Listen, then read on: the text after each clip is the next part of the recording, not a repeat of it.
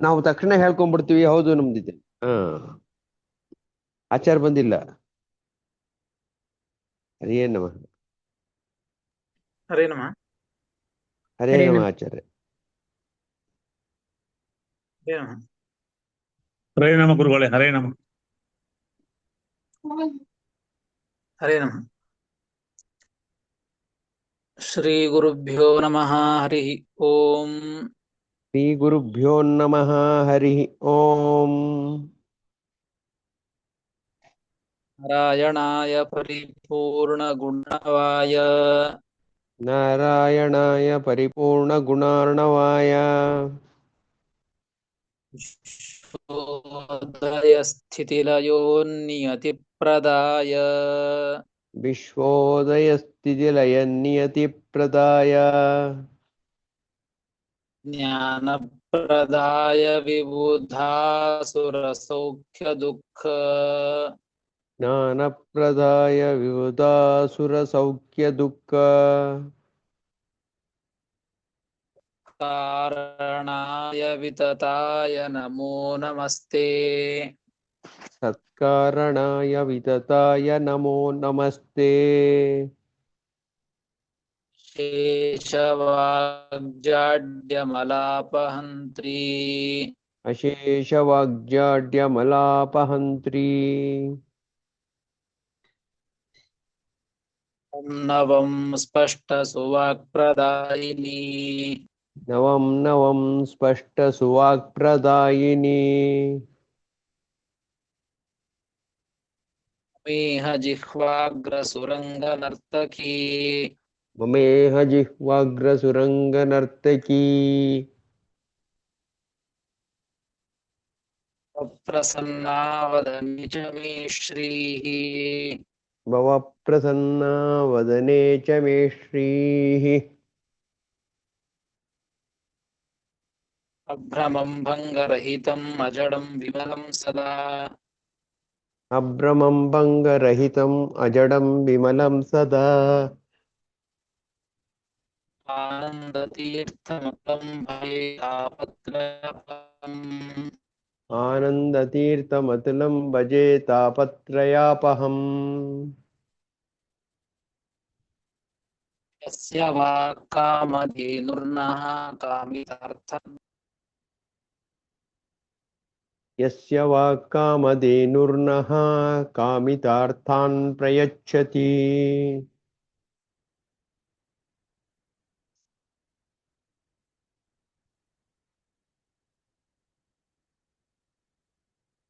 ವೇತಂ ಜಯ ಯೋಗೀಂದ್ರಂ ಕಾಮವಾಂಛಿತಂ ನದಾ. ಸೇವೆ तं ಜಯ ಯೋಗೀಂದ್ರಂ ಕಾಮಬಾಣಚ್ಛಿದಂ ಸದಾ. ಪೂಜ್ಯಾಯ ರಾಘವೇಂದ್ರಾಯ ಸತ್ಯಧರ್ಮರತಾಯ ಚ ಪೂಜ್ಯಾಯ ರಾಘವೇಂದ್ರಾಯ ಸತ್ಯಧರ್ಮರತಾಯ ಚ ಕಲ್ಪವೃಕ್ಷಾಯ ನಮತಾಂ ಕಾಮಧೇನವೇ. ಭಜತಾಂ ಕಲ್ಪವೃಕ್ಷಾಯ ನಮತಾಂ ಕಾಮಧೇನವೇ. ಸತ್ಯಾಭಿಘ್ನಕರಾಬ್ಜೋತ್ಥಾನ್ ಪಂಚಾಶದ್ವರ್ಷೂಜಾನ್ ಸತ್ಯಾಭಿಘ್ನಕರಾಬ್ಜೋತ್ಥಾನ್ ಪಂಚಾಶದ್ವರ್ಷಪೂಜಕಾನ್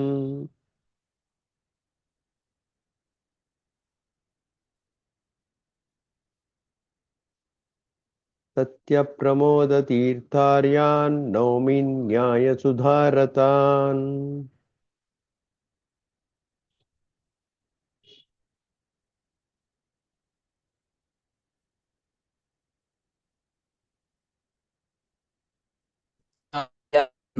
ನ್ಯಾಯ ಸುಧಾರತಾನ್. ಸತ್ಯಪ್ರಮೋದತೀರ್ಥಾರ್ಯಾನ್ ನೌಮಿ ನ್ಯಾಯಸುಧಾರತಾನ್. ಪಾದಮೌಲಿಪರ್ಯಂತಂ ಗುರುಣಾಮಾಕೃತಿಂ ಸ್ಮರೇತ್. ಆಪಾದಮೌಲಿಪರ್ಯಂತಂ ಗುರುಣಾಂ ಆಕೃತಿಂ ಸ್ಮರೇತ್. ತೇನ ವಿಘ್ನಾಃ ಪ್ರಣಶ್ಯಂತಿ ಸಿದ್ಧ್ಯಂತಿ ಚ ಮನೋರಥಾಃ. ತೇನ ವಿಘ್ನಾಃ ಪ್ರಣಶ್ಯಂತಿ ಸಿದ್ಧ್ಯಂಚಿತ ಮನೋರಥಾಃ.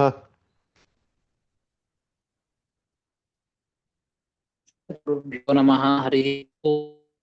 ಗುರುಭ್ಯೋ ನಮಃ ಹರಿ ಓಂ. ಶ್ರೀ ಮಹಾಭಾರತ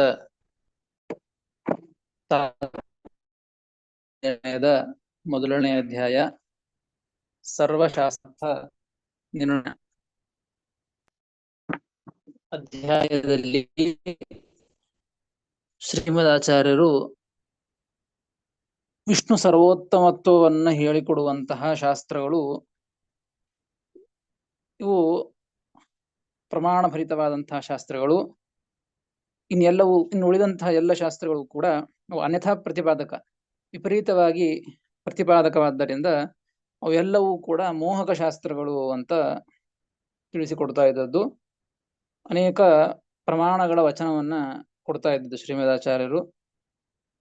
ಇನ್ನು ಹಿಂದೆ ತಿಳಿದ ಹಾಗೆ ಸ್ಕಾಂದ ಪುರಾಣದಲ್ಲಿ ರುದ್ರದೇವರೇ ತನ್ನ ಮಗನಿಗೆ ಹೇಳಿದಂತಹ ಒಂದು ಪ್ರಮಾಣವನ್ನ, ಹೇಳಿದಂತಹ ವಿಚಾರದ ಒಂದು ಪ್ರಮಾಣವನ್ನ ಶ್ರೀಮದಾಚಾರ್ಯರು ಕೊಡ್ತಾ ಇದ್ದದ್ದು.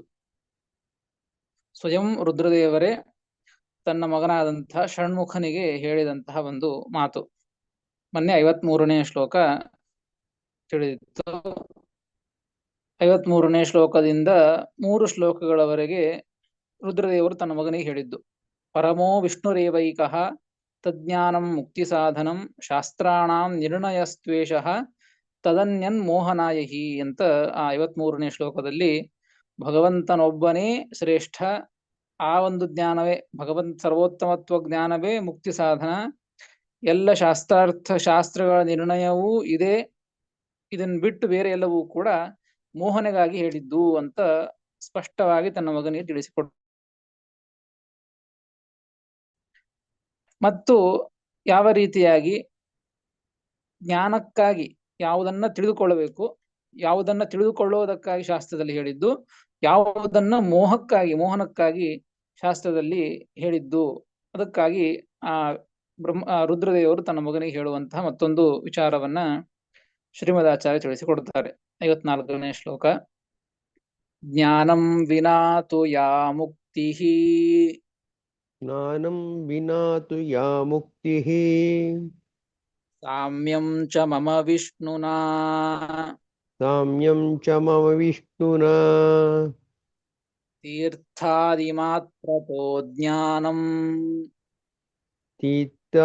ತೀರ್ಥಾದಿ ಮಾತ್ರತೋ ಜ್ಞಾನಂ ಮಮಾಧಿಕ್ಯಂ ಚ ವಿಷ್ಣುತಃ ಮಮಾಧಿಕ್ಯಂ ಚ ವಿಷ್ಣುತಃ ಜ್ಞಾನಂ ವಿನಾ ತು ಯಾ ಮುಕ್ತಿ ಸಾಮ್ಯಂ ಚ ಮಮ ವಿಷ್ಣುನಾ ತೀರ್ಥಾದಿಮಾತ್ರತೋ ಜ್ಞಾನಂ ಮಮಾಧಿಕ್ಯಂ ಚ ವಿಷ್ಣುತಃ ಎಂಬುದಾಗಿ 54ನೇ ಶ್ಲೋಕ. ಪದವಿಭಾಗ. ಜ್ಞಾನಂ ವಿನಾ ತು ಯಾ ಮುಕ್ತಿ ಸಾಮ್ಯಂ ಚ ಮಮ ವಿಷ್ಣುನಾ ತೀರ್ಥಾದಿಮಾತ್ರತಃ ಜ್ಞಾನಂ ಮಮ ಆಧಿಕ್ಯಂ ಅಂತಿದೆ, ಮಮ ಆಧಿಕ್ಯಂ ಚ ವಿಷ್ಣುತಃ ಎಂಬುದಾಗಿ ಪದವಿಭಾಗ. ಇಲ್ಲಿಯೂ ಕೂಡ ಜ್ಞಾನಕ್ಕಾಗಿ, ತಿಳಿದುಕೊಳ್ಳುವುದಕ್ಕಾಗಿ, ತಿಳಿದುಕೊಳ್ಳಲೇಬೇಕಾದಂತಹ ವಿಷಯವನ್ನ ರುದ್ರದೇವರು ತನ್ನ ಮಗನಿಗೆ ಹೇಳ್ತಾ ಇದ್ದದ್ದು. ಹಿಂದಿನ ಶ್ಲೋಕದಲ್ಲಿ ತಿಳಿದಂತೆ ಅದೇ ರೀತಿಯ ಉಪದೇಶವನ್ನು ಮಾಡ್ತಾ ಇದ್ದಾರೆ. ಹೇಗೆ ಭಗವತ್ ಸರ್ವೋತ್ತಮತ್ವ ಜ್ಞಾನವೇ ಇದು ಮುಕ್ತಿ ಸಾಧನ, ಎಲ್ಲ ಶಾಸ್ತ್ರಾರ್ಥ ನಿರ್ಣಯ ಅಂತ ಹೇಳಿದ್ರಲ್ಲ, ಅದೇ ರೀತಿಯಾಗಿ ಮತ್ತೇನು ತಿಳಿದುಕೊಳ್ಳಬೇಕು, ಮತ್ಯಾವುದು ಸರಿಯಾಗಿ ತಿಳಿದುಕೊಳ್ಳಬೇಕಾದದ್ದು ಅಂದ್ರೆ ತಿಳಿಸಿಕೊಡ್ತಾರೆ. ಜ್ಞಾನಂ ವಿನಾತು ಯಾ ಮುಕ್ತಿ. ಅದಕ್ಕೆ ಟಿಪ್ಪಣಿಕಾರ ಬರೀತಾರೆ, ಈ ಮೂಲದಲ್ಲಿ ಜ್ಞಾನಂ ವಿನಾ ಅಂತ ಇದೆ, ಜ್ಞಾನವನ್ನ ಬಿಟ್ಟು ಮುಕ್ತಿ, ಇನ್ನು ಬೇರೆದರಿಂದ ಮುಕ್ತಿ ಅಂತ ಹೇಳಿದ್ದುಂಟು. ಅದು ಸರಿನೋ ಮೋಹಕ್ಕಾಗಿ ಹೇಳಿದ್ದು? ಆ ರೀತಿಯಾಗಿ ತಿಳಿದುಕೊಳ್ಳಬೇಕು. ಜ್ಞಾನವನ್ನ ಬಿಟ್ಟು ಇನ್ನು ಬೇರೆದರಿಂದಲೂ ಕೂಡ ಮುಕ್ತಿ ಇದೆ ಅಂತ ತಿಳಿದುಕೊಳ್ಳೋದು ಸರಿನೋ, ಅಥವಾ ಜ್ಞಾನದಿಂದಲೇನೆ ಮುಕ್ತಿ ಇದೆ ಅಂತ ತಿಳಿದುಕೊಳ್ಳೋದು ಸರಿನೋ ಅಂತಂದ್ರೆ, ಅದಕ್ಕೆ ರುದ್ರದೇವರು ತನ್ನ ಮಗನಿಗೆ ತಿಳಿಸ್ತಾರೆ. ಏನು ಈ ಮೋಹಕ ಶಾಸ್ತ್ರಗಳಲ್ಲಿ ತಿಳಿಸಿಕೊಟ್ಟಿದ್ದಾರೆ. ಪಾಶುಪತ ಆಗಮವನ್ನು ತೆಗೆದುಕೊಳ್ಳಿ. ರುದ್ರದೇವರು ರಚನೆ ಮಾಡಿದಂತಹ ಶಾಸ್ತ್ರಗಳಲ್ಲಿ ಬೇಕಾದಷ್ಟು ಕಡೆಗೆ ಹೇಳಿದ್ದಾರೆ. ಏನ್ ಹೇಳಿದ್ದಾರೆ ಅಂದ್ರೆ ಕಾಶಿ ಮರಣಾತ್ ಮುಕ್ತಿ ಅಂತ ಹೇಳಿದ್ದಾರೆ. ಕಾಶಿ ಮರಣದಿಂದ ಮೋಕ್ಷ ಇದೆ ಅಂತ ಹೇಳಿದ್ದಾರೆ. ಅಂದ್ರೆ ಕಾಶಿ ಒಳಗೆ ಹೋಗಿ ಯಾರು ಸಾಯ್ತಾರೋ ಅಥವಾ ಅಲ್ಲಿ ಯಾರು ಸಾಯ್ತಾರೋ ಅವರಿಗೆ ಮೋಕ್ಷ ಆಗ್ತದೆ ಅಂತ ಹೀಗೆ ಹೇಳಿದ್ದು ಮಾತುಗಳಿವೆ. ಹೀಗೆ ಬೇಕಾದಷ್ಟು ಪುರಾಣಗಳಲ್ಲಿ ಕೇಳ್ತೇವೆ, ಶಾಸ್ತ್ರಗಳಲ್ಲಿಯೂ ಕೇಳ್ತೇವೆ. ಆದರೆ ರುದ್ರದೇವರೇ ನೋಡಿ, ಸ್ವಯಂ ರುದ್ರದೇವರೇ, ಯಾವ ರುದ್ರದೇವರ ಸ್ಥಾನ ಕಾಶಿ, ಅಂತಹ ಕ್ಷೇತ್ರದಲ್ಲಿ ಮರಣವಾದರೆ ಮುಕ್ತಿ ಅಂತ ಹೇಳುವಂತಹ ಮಾತು ಇದು ರುದ್ರದೇವರ ಸ್ಥಾನದಲ್ಲಿರ್ತಕ್ಕಂತಹ ಒಂದು ವಿಶೇಷತೆ. ಈ ವಿಶೇಷತೆಯನ್ನು ಹೇಳಿದಾಗ ರುದ್ರದೇವರಿಗೆ ಸಂತೋಷ ಆಗಬೇಕು. ಯಾವಾಗ ಸಂತೋಷ ಆಗ್ತದೆ ಹೇಳಿ? ಸತ್ಯವಾಗಿದ್ದಾರೆ, ಅಂದ್ರೆ ಸತ್ಯವಾಗಿದ್ದಲ್ಲ, ಅದು ನಿಜವಾದಂತಹದ್ದು ಯಾವುದು ಎಂಬುದನ್ನ ಸ್ಪಷ್ಟಪಡಿಸ್ತಾ ಇದ್ದಾರೆ. ನನ್ನನ್ನು ಹೊಗಳೋದು ಸತ್ಯ ಅಂತ ಅರ್ಥ ಅಲ್ಲ, ಅದು ಬಿಟ್ಟು ಬೇರೆ ಸತ್ಯ ಇದೆ. ಅದಕ್ಕಾಗಿ ಜ್ಞಾನಂ ವಿನಾತು ಯಾ ಮುಕ್ತಿ ಅಂತ ಹೇಳಿದ್ದಾರಲ್ಲ, ಕಾಶಿ ಮರಣಾದಿನ ಮುಕ್ತಿ. ಜ್ಞಾನ ಇಲ್ಲದೇನೆ ಕೇವಲ ಕಾಶಿಯಲ್ಲಿ ಸತ್ರೆ ಸಾಕು, ಮರಣವಾದರೆ ಸಾಕು, ಮೋಕ್ಷ ಆಗ್ತದೆ ಎಂಬುವಂಥದ್ದೇನಿದೆಯಲ್ಲ, ಇದು ಮೋಹಕ್ಕಾಗಿ ಹೇಳಿದ್ದು. ಕಾಶಿ ಮರಣದಿಂದ ಮುಕ್ತಿ ಅಂತ ಹೇಳಿದ್ದು ಇದು ತಿಳಿದುಕೊಳ್ಳೋದು, ಇದು ಸರಿ ಅಂತ ತಿಳಿದುಕೊಳ್ಳುವುದಕ್ಕಾಗಿ ಹೇಳಿದ್ದಲ್ಲ, ಇದು ಮೋಹಕ್ಕಾಗಿ ಹೇಳಿದ್ದು ಅಂತ ಸ್ವಯಂ ರುದ್ರದೇವರೇ ತಮ್ಮ ಸ್ಥಾನದ ಒಂದು ಮಹಿಮೆಯನ್ನ ಹೇಳುವಾಗಲೂ ಕೂಡ ರುದ್ರದೇವರು ಹೇಳ್ತಾರೆ ನನ್ನ ಮಗನಿಗೆ, ಹೀಗೆ ತಿಳಿದುಕೊಳ್ಳಬೇಕ, ಇದರಿಂದ ಮೋಕ್ಷ ಆಗೋದಿಲ್ಲ, ಸುಮ್ಮನೆ ಮೋಹಕ್ಕಾಗಿ ಈ ರೀತಿಯಾಗಿ ಹೇಳಿದ್ದು ಅಂತ ತನ್ನ ಮಗನಿಗೆ ಮೋಹಶಾಸ್ತ್ರದಲ್ಲಿ ಹೇಳ್ತಾ ಇದ್ದಾರೆ. ಜ್ಞಾನಂ ವಿನಾತು ಯಾ ಮುಕ್ತಿ ಮತ್ತು ಸಾಮ್ಯಂಚ ವಿಷ್ಣುನ ಭಗವಂತನಿಂದ ನನಗೆ ಸಾಮ್ಯವನ್ನ ಹೇಳುವಂಥದ್ದೇನಿದೆಯಲ್ಲ, ಅಂದ್ರೆ ಭಗವಂತ ನಾನು ಇಬ್ಬರು ಸಮಾನ ಅಂತ ಹೇಳುವಂತಹ ಮಾತುಗಳೇನಿವೆಯಲ್ಲ, ಈ ತರದ್ದು ಹೇಳಿದ್ರೆ ಅದು ಕೂಡ ಮೋಹಕ್ಕಾಗಿ ಹೇಳಿದ್ದು. ಅದು ಸರಿಯಾಗಿ ತಿಳಿದುಕೊಳ್ಳುವುದಕ್ಕಾಗಿ ಅಲ್ಲ, ಮೋಹಕ್ಕಾಗಿ ಹೇಳಿದ್ದು. ಜ್ಞಾನಂ ವಿನಾತು ಯಾ ಮುಕ್ತಿ, ಜ್ಞಾನ ಇಲ್ಲದೇನೆ ಮೋಕ್ಷ ಅಂತ ಹೇಳಿದ್ದು ಮೋಹಕ್ಕಾಗಿ. ಸಾಮ್ಯಂಶ ವಿಷ್ಣುನ, ವಿಷ್ಣುವಿನಿಂದ ನನಗೆ ಅಂದ್ರೆ ಭಗವಂತನ ದೇವರಿಗೂ ನನಗೂ ಸಮಾನತೆ ಇದೆ ಅಂತ ಹೇಳಿದ್ದು ಮೋಹಕ್ಕಾಗಿ. ಮತ್ತು ತೀರ್ಥಾದಿ ಮಾತ್ರತೋ ಜ್ಞಾನಂ, ಮತ್ತೊಂದು ಏನಂದ್ರೆ ತೀರ್ಥಾದಿ ಮಾತ್ರತಃ. ಇನ್ನು ಕೆಲವು ಪುರಾಣಗಳಲ್ಲಿ ಕೆಲವು ಕಡೆಗೆ ವಾಕ್ಯಗಳಿಂದ ತಿಳಿದು ಬರುತ್ತದೆ, ತೀರ್ಥಯಾತ್ರೆಯನ್ನ ಮಾಡಿದರೆ ಮೋಕ್ಷ, ತೀರ್ಥಯಾತ್ರೆಯನ್ನ ಮಾಡಿದರೆ ಮೋಕ್ಷ ಅಂತ, ಅಥವಾ ತೀರ್ಥಗಳಿಗೆ ಹೋಗಿ ವಾಸ ಮಾಡಿದರೆ ಜ್ಞಾನ ಬರ್ತದೆ ಅಂತ ಹೀಗೆ ಹೇಳಿದ್ದಾರೆ. ತೀರ್ಥಾದಿ ಮಾತ್ರತೋ ಜ್ಞಾನಂ, ಅಧ್ಯಯನ ಮಾಡೋದು ಬೇಕಾಗಿಲ್ಲ, ತೀರ್ಥಯಾತ್ರೆ ಮಾಡೋದು, ತೀರ್ಥದಲ್ಲಿ ಕ್ಷೇತ್ರಗಳಲ್ಲಿ ವಾಸ ಮಾಡೋದು ಸಾಕು. ಹಾಗೆ ಮಾಡೋದ್ರಿಂದಲೇನೆ ಜ್ಞಾನ ಬರ್ತದೆ ಅಂತ ಹೇಳಿದ್ದುಂಟು. ತೀರ್ಥಾದಿ ಮಾತ್ರತಃ ಎಂಬುದಕ್ಕೆ ತೀರ್ಥ ಗಮನ ಮತ್ತು ವಾಸನಾದಿ ನೈವ. ನೋಡಿ, ತೀರ್ಥಾದಿ ಅಂತ ಇದೆ, ಆದಿ ಶಬ್ದದಿಂದ ತೀರ್ಥ ಗಮನವನ್ನು ಇಟ್ಕೊಳ್ಬೇಕು. ಯಾವತ್ತು ಹೋಗ್ಬೇಕು? ತೀರ್ಥಕ್ಕೆ ಹೋಗೋದು ಮೊದಲಿಗೆ. ತೀರ್ಥಕ್ಕೆ ಹೋಗೋದ್ರಿಂದ ಜ್ಞಾನ ಅಂತ ಕೆಲವು ವಾಕ್ಯಗಳಿವೆ. ತೀರ್ಥಕ್ಕೆ ಹೋಗಿ ಅಲ್ಲಿ ಇರೋದರಿಂದ ಜ್ಞಾನ ಬರ್ತದೆ ಅಂತ ಕೆಲವು ವಾಕ್ಯಗಳಿವೆ. ಹೀಗಾಗಿ ಅವೆಲ್ಲವೂ ಕೂಡ ಮೋಹಕ್ಕಾಗಿ ಹೇಳಿದ್ದು ಹೊರತು ವಿಶೇಷವಾಗಿ ಶಾಸ್ತ್ರಗಳ ಅಧ್ಯಯನದಿಂದಲೇನೆ ಜ್ಞಾನ ಹೊರತು, ಅದು ಗುರುಮುಖದಿಂದಲೇನೆ ಶ್ರವಣ ಮಾಡಿದರೆ ಶಾಸ್ತ್ರಗಳನ್ನ ಜ್ಞಾನನೇ ಹೊರತು, ಸ್ವಯಂ ನಾವು ಅಧ್ಯಯನ ಮಾಡಿ ಜ್ಞಾನವನ್ನು ಪಡೆದುಕೊಳ್ಳುತ್ತೇವೆ ಅಂದ್ರೆ ಅಂತಹ ಜ್ಞಾನ ಇದು ಸರ್ವಥಾ ಮೋಕ್ಷಕ್ಕೆ ಸಾಧನ ಅಲ್ಲ.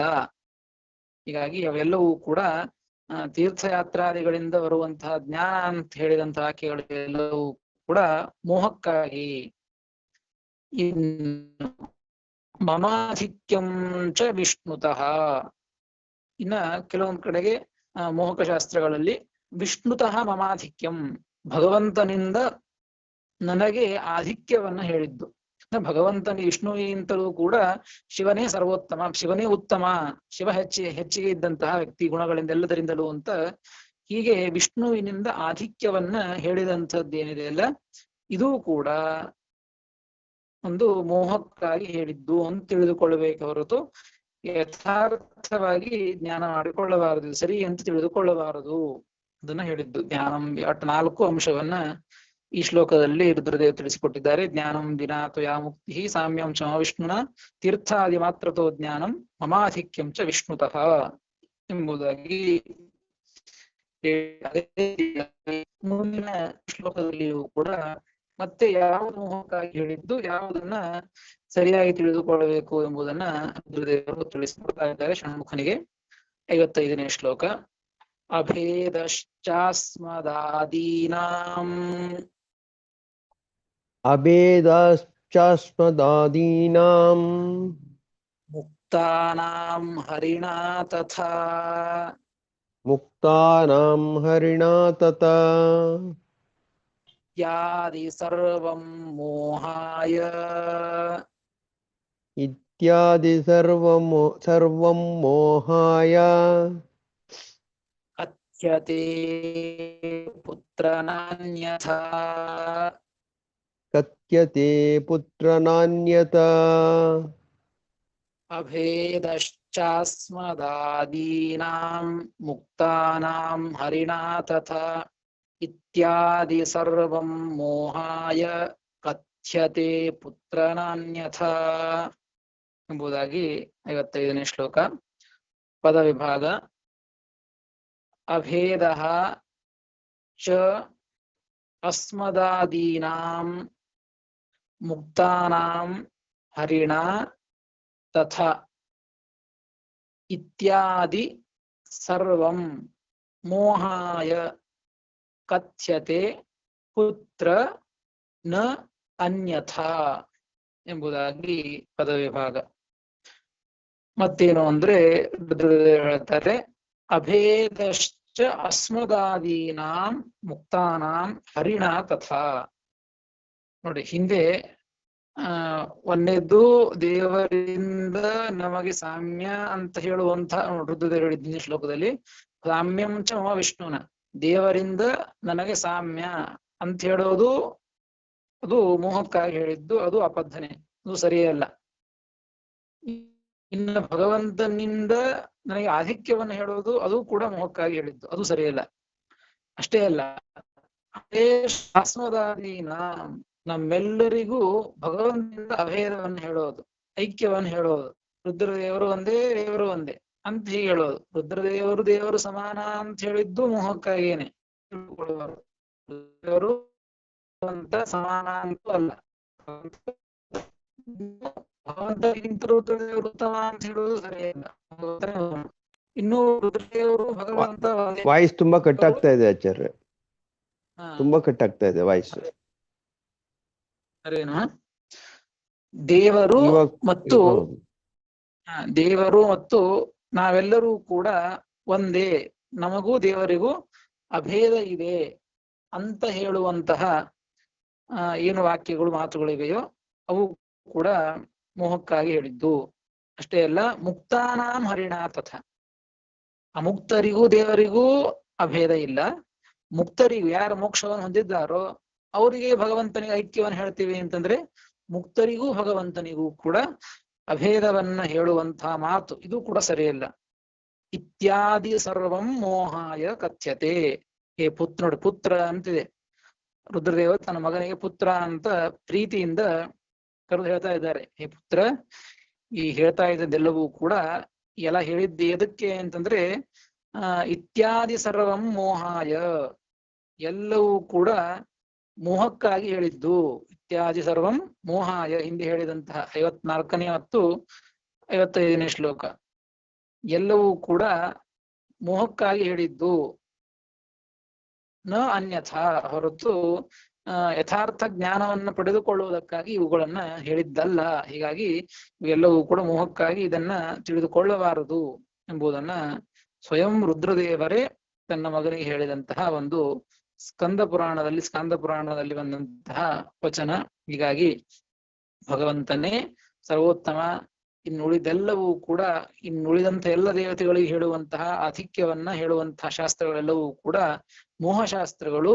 ಭಗವಂತನೇ ಸರ್ವೋತ್ತಮತ್ವವನ್ನು ಹೇಳುವಂತಹ ಶಾಸ್ತ್ರವೊಂದೇ ಅದು ಉತ್ತಮವಾದಂತಹ ಶ್ರೇಷ್ಠವಾದಂತಹ ಸಚ್ಚಾಸ್ತ್ರ ಎಂಬುದನ್ನ ತಿಳಿಸಿಕೊಡ್ತಾ ಇದ್ದಾರೆ. ಇಷ್ಟು ತಿಳಿಸಿ ಇದೇ ರೀತಿಯಾಗಿ ಮತ್ತೊಂದು ಪುರಾಣದ ವಚನವನ್ನ ತಿಳಿಸುವ ಮುಖಾಂತರವಾಗಿ ಈ ಒಂದು ವಿಷ್ಣು ಸರ್ವೋತ್ತಮತ್ವವನ್ನ ದೃಢ ಮಾಡ್ತಾ ಇದ್ದಾರೆ ಶ್ರೀಮದಾಚಾರ್ಯರು. ವಿಷ್ಣು ಸರ್ವೋತ್ತಮತ್ವವೇ ಉತ್ತಮ ಸರಿಯಾದದ್ದು, ಇನ್ಯಾವ ದೇವತೆಗಳಿಗೂ ಉತ್ತಮತ್ವ ಇಲ್ಲ ಎಂಬುದನ್ನ ಅನೇಕ ಪ್ರಮಾಣಗಳ ವಚನಗಳನ್ನ ಕೊಟ್ಟು ಆ ವಿಷಯವನ್ನ ಗಟ್ಟಿ ಮಾಡ್ತಾ ಇದ್ದಾರೆ. ವರಾಹ ಪುರಾಣೋಕ್ತಂ ಪದ್ಮ ಪುರಾಣ ವಚನೇನಾಪಿ ಉಪಪಾದಯತಿ. ವರಾಹ ಪುರಾಣದಲ್ಲಿ ಉಕ್ತವಾದಂತಹ ಪದ್ಮ ಪುರಾಣದ ವಚನ. ವರಾಹ ಪುರಾಣದಲ್ಲಿ ಒಂದೊಂದು ಹೇಗಿದೆ ಅಂದ್ರೆ, ಒಂದೊಂದು ಪುರಾಣದಲ್ಲಿ ಮತ್ತೊಂದು ಪುರಾಣದ ಉಲ್ಲೇಖ ಮಾಡಿರ್ತಾರೆ. ಸ್ವಯಂ ದೇವರೇ ಎಲ್ಲ ಪುರಾಣಗಳನ್ನ ರಚನೆ ಮಾಡಿದ್ದು.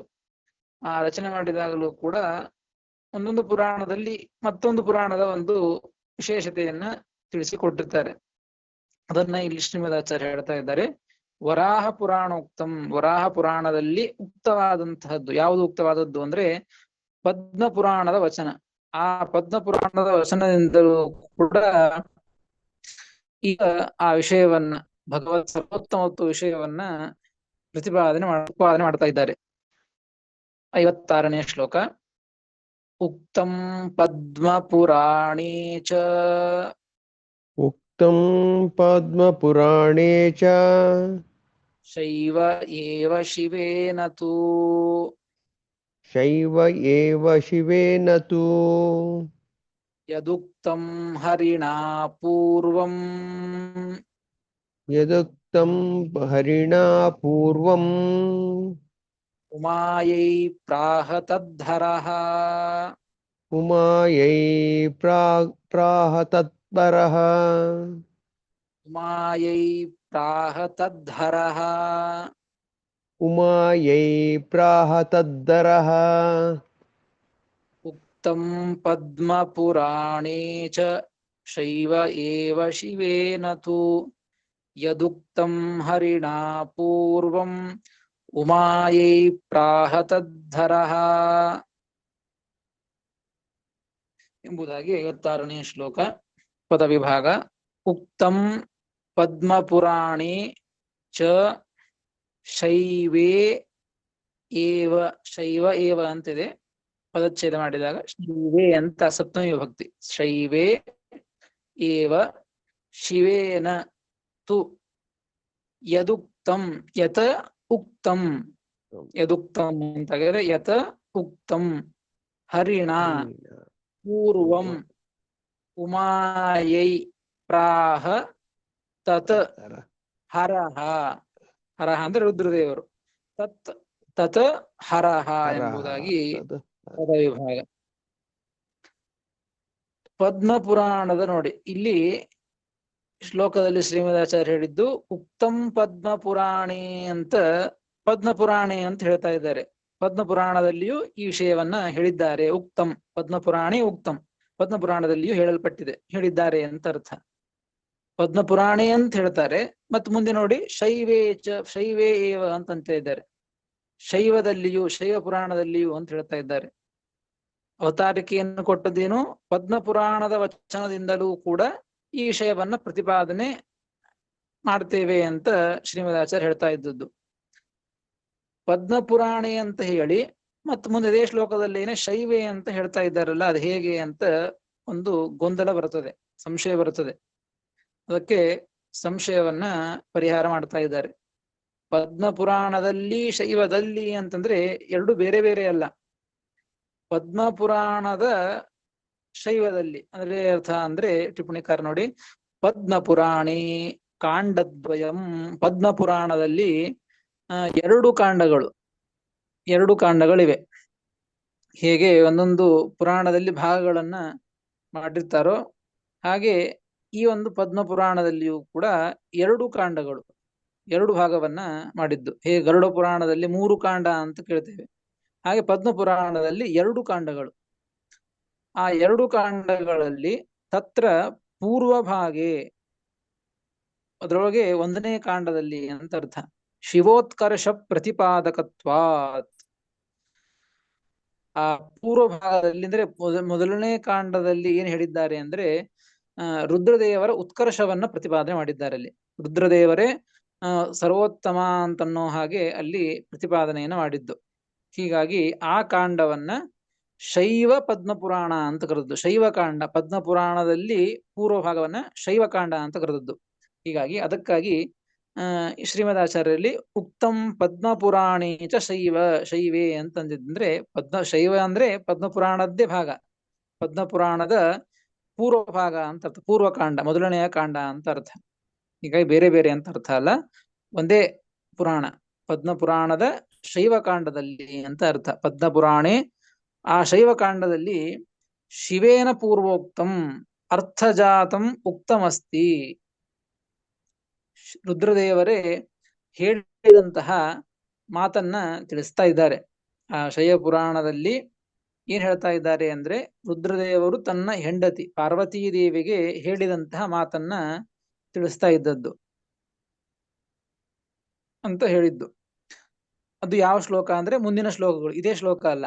ಈ ಶ್ಲೋಕದಲ್ಲಿ ಶ್ರೀಮದಾಚಾರ್ಯ ಹೇಳ್ತಾ ಇದ್ದದ್ದು ಆ ಪ್ರಮಾಣವನ್ನು ಉದಾಹರಣೆ ಮಾಡ್ತೇವೆ ಅಂತ ಹೇಳಿ ಮುಂದಿನ ಶ್ಲೋಕಗಳಲ್ಲಿ ಆ ಪ್ರಮಾಣಗಳನ್ನು ಕೊಡ್ತಾ ಇದ್ದದ್ದು. 57ನೇ ಶ್ಲೋಕದಿಂದ ಮುಂದಿನ ಕೆಲವು ಶ್ಲೋಕಗಳಿಂದ ಆ ಪದ್ಮಪುರಾಣದ ಶೈವಕಾಂಡದ ಶ್ಲೋಕಗಳನ್ನ ಪ್ರಮಾಣಗಳನ್ನ ಉದಾಹರಣೆ ಮಾಡ್ತಾ ಇದ್ದದ್ದು. ಏನು ಉದಾಹರಣೆ ಮಾಡ್ತಾ ಇದ್ದದ್ದು? ಭಗವತ್ ಸರ್ವೋತ್ತಮತ್ವ ವಿಷಯದೊಳಗೆ ಆ ಪ್ರಮಾಣಗಳನ್ನ ಕೊಡ್ತಾ ಇದ್ದದ್ದು.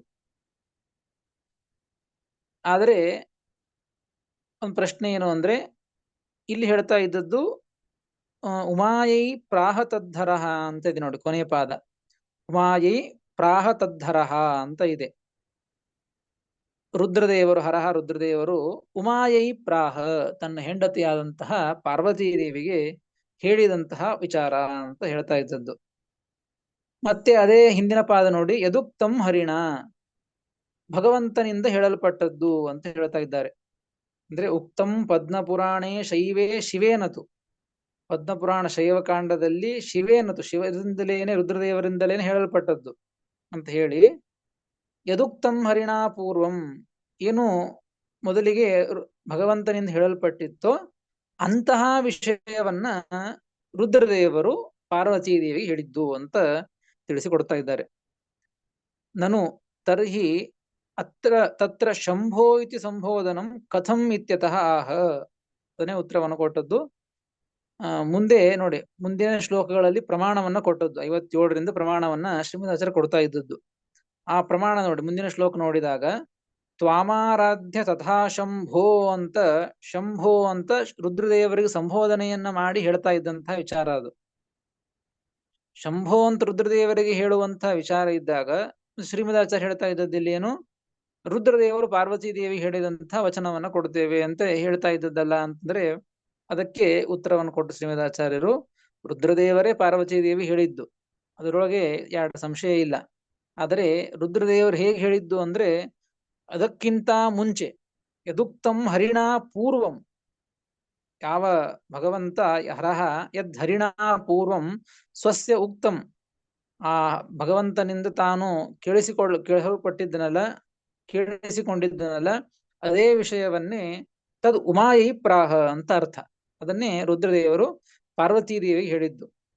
ಆ ಮುಂದಿನ ಶ್ಲೋಕದಲ್ಲಿ ಶಂಭೋ ಅಂತ ಸಂಬೋಧನೆ ಮಾಡಿ ದೇವರು ಹೇಳಿದ್ದು ಮೊದಲಿಗೆ, ಆ ಹೇಳಿದಂತಹ ವಿಷಯವನ್ನೇ ರುದ್ರದೇವರು ಪಾರ್ವತೀ ದೇವಿಗೆ ಹೇಳಿದ್ದು.